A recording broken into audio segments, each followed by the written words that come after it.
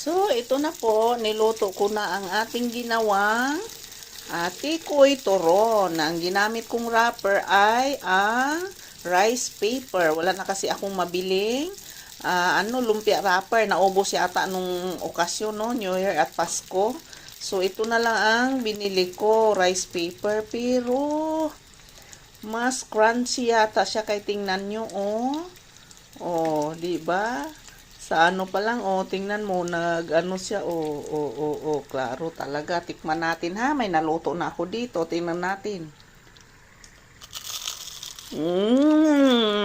Harap, ayan, oh.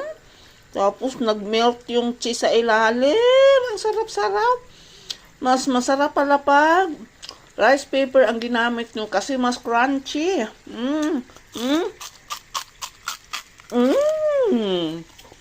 Sarap-sarap.